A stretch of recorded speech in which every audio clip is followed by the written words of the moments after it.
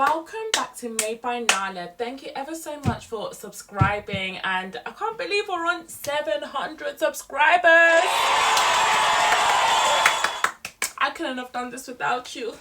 Thank you so much, guys, and this motivates me just to keep going on. I know it's been a slow and steady ride, but I think consistency is what is key, and I've seen that over the last couple of days. So today I've got a super cool DIY. Can tell these shoes are old, just to celebrate us hitting 700 subscribers, because wow, I wanted to do something that I don't usually do. Obviously, like my last video, I did do a shoe DIY, but that was like my very first DIY, I want to say, for shoes, and I've been loving it off, and I wanted to challenge myself by using different materials. So we're going to be working with fur, guys. So we're going to literally turn these into like fur galore. So I've got my trusty little fur pen right here. But anyway, guys, let's get into the DIY, my loves. So you want to start off with some fur, guys, and I know some of us are on a budget, even I am myself, so I couldn't go to the thrift store. So what I did is I found a rug off of eBay and I purchased it. It literally cost me about £7, and look at my pens deciding to fall, like it's not giving our aesthetic. So I wanted to turn the rug over. It's better to cut from the opposite side because the fur gets in the way and you can't really see what you're doing. So you just want to literally cut straight through. And no one preps you for how painful it is to cut fur. And I literally nearly cut our little fur friendly pen. And I got fluff everywhere in my room, guys. So once you've literally cut that, you should have some of this. And this is me playing with the fur. I was having way too much fun.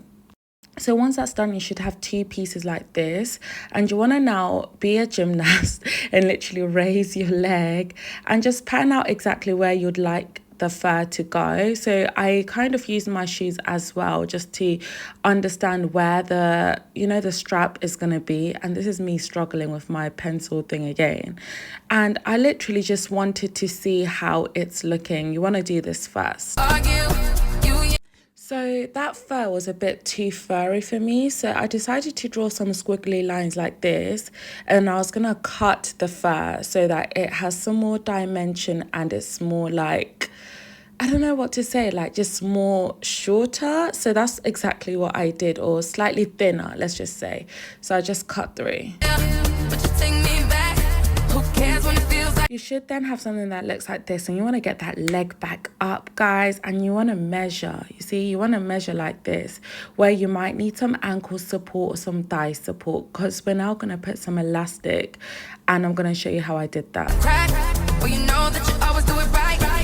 Using a pencil, I just made a marking of where I wanted my straps to go, and I literally did it by the ankle, and another one like by the thigh. You want to do it higher than you usually would, okay? Once that's done, we're going to add the elastic. So yes, using my elastic, I just cut little strips. It's better to cut longer strips than shorter strips, and you can always shorten this down. Let's fuck your pride. Just take it on back, boy. Take it on back, boy. Take it back all night. Just take it on back. Take it on back to the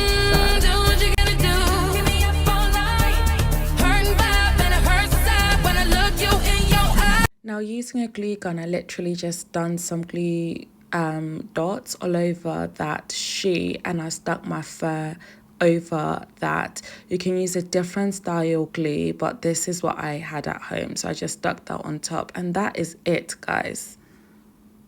My shoes had these golden straps that just work perfectly, so when I'm wearing them, I'm going to be lacing them over. What are you willing to